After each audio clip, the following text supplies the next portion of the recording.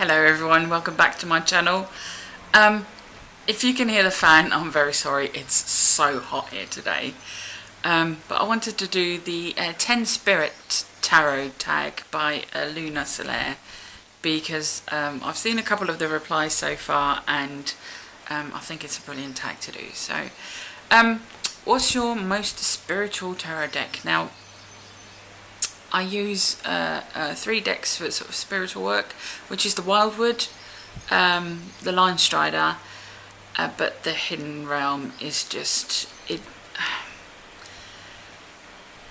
it's weird because I'm not into like fae or like fairy energy or anything like that, but the artwork just touches me so much.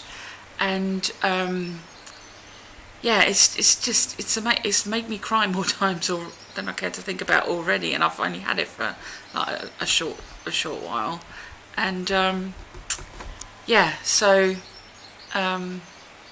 it's really touched me. Actually, the other day we went to a zoo, and I'm not going to go into the whole discussion about whether or not zoos are a good place to visit or not. We went to a zoo. And it was only a little one. We joked about it being a zoo for beginners because it didn't have all that many animals. It was, yeah, there was loads of toddlers and school trips, and it was lovely though. And we went to see the European wolves that were there. There was only 2. They had 3, but one moved away. I think there was 2 females and 1 male. And I think there's just 1 female with the male left. We walked over there, and it was like in a wooded area, and you had to go on a bridge over the train rails. And as we walked down, I saw this woman right up against the fence, and she was stroking this wolf, and I was like, oh, that seems a bit like what? And but it turned out that she actually works for the zoo, and she was just, it was such, you could see there was such a relationship between the 2. And then when the wolf decided she had enough, because I think it was the female, the wolf decided that she had enough, she just walked away, and the woman, she held a little bit of the fur, and she just she nodded goodbye, and she put that fur in her pocket. And I don't know, it just really touched me. I don't know. And then it reminded me of this card, like the strength of that relationship, and the wolf having the control. Not her, she was on the other side of the fence.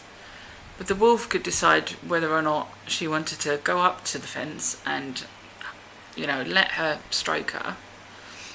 And yeah, I don't know, it just really, I thought about that for the rest of the day. I really enjoy that, seeing that little interaction. Anyway. Do you use tarot as a magical tool? Yes, I do. I use it for, I use the Wildwood for my Wheel of the Year, which I try to follow.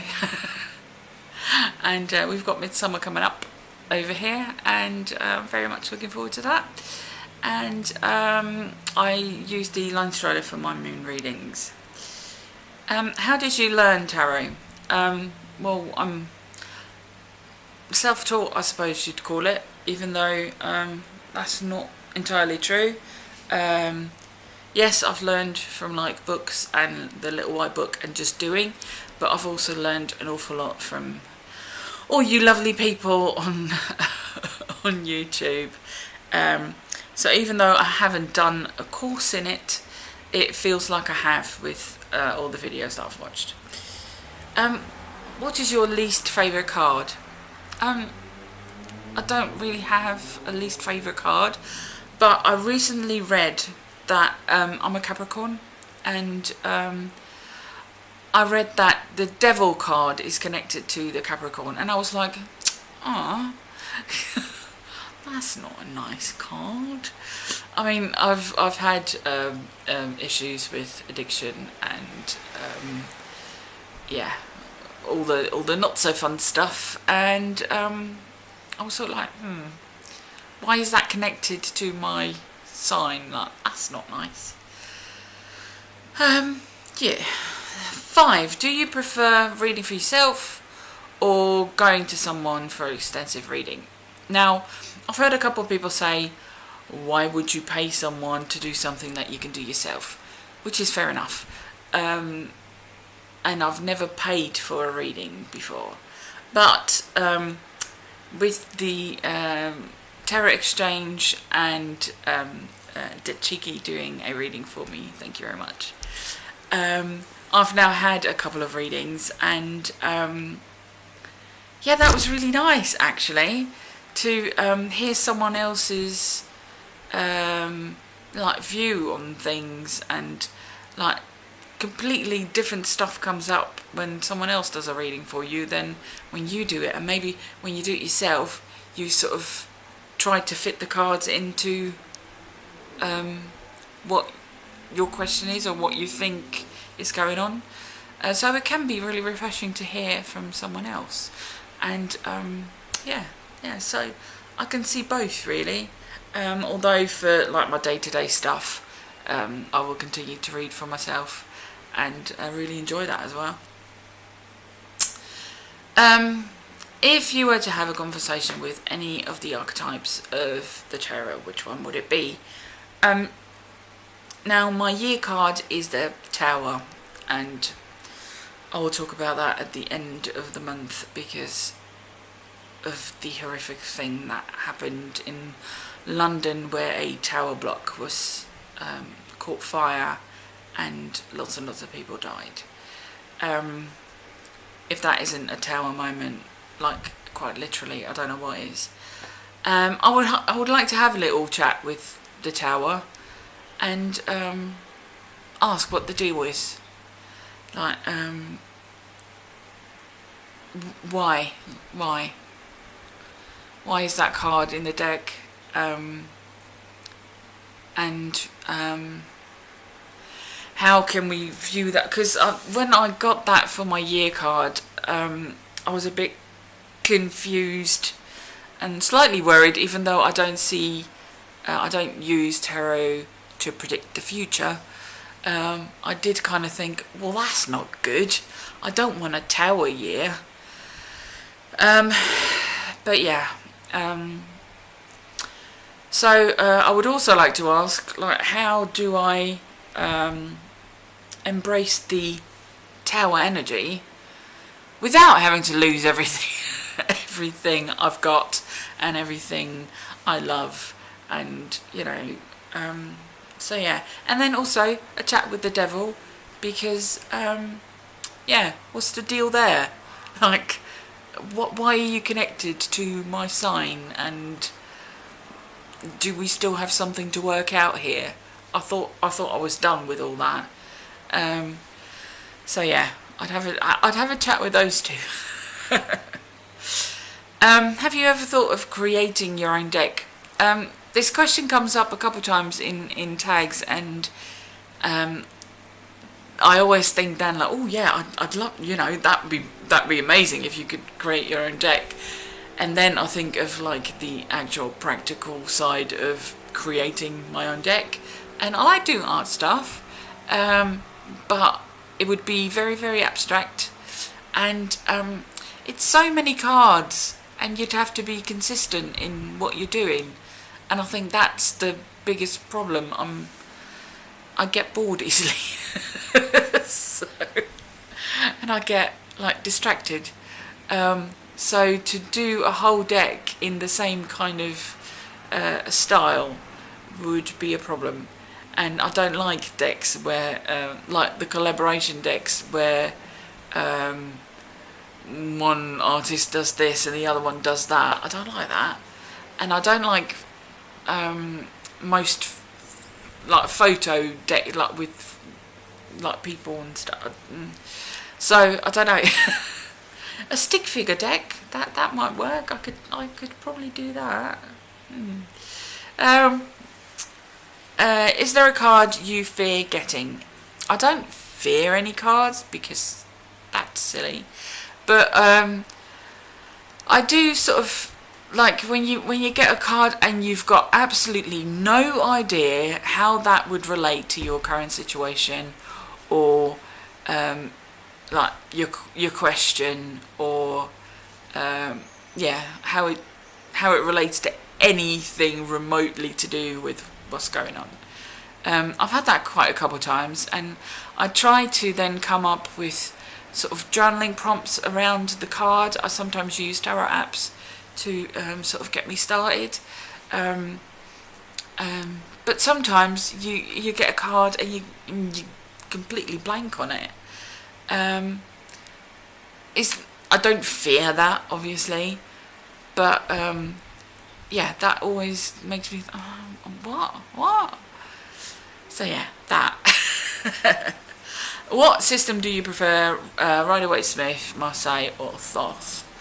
I've very, very briefly tried Marseille. I know my Marseille, and I don't really do pip decks, and I keep saying yet, because I might in future. But that's the reason why I bought a very cheap mini Marseille deck, because I kind of knew before purchasing that I would not really be into it. But I wanted to see, because we were doing March of the Pips, and I thought maybe I could join in, maybe that would help, but it didn't. But who knows, maybe next year I'll come back to it and it'll all make sense. And the Thoth I haven't really tried. Apparently the Sun and Moon Tarot is a Thoth based system, but I haven't really noticed. Is that a bad thing? I don't know. I've seen the Thoth deck and I don't really like it, so but then again, like with the Marseille, maybe that's something for the future. Plus the Rider-Waite-Smith is so readily available, not just the actual Rider-Waite-Smith deck, but all the decks that use that system. So I'm using that and I'm really enjoying it. Do you use tarot spreads? If so, which one? I don't really use spreads a lot. I do sometimes for like special occasions. I go to Pinterest and get inspired, or I use I've got the 365 spreads by Sasha Graham, and that's a book with like a spread a day. I haven't, I'm not working my way through the book throughout the year, but I dip in and out of it, and I really enjoy that as well.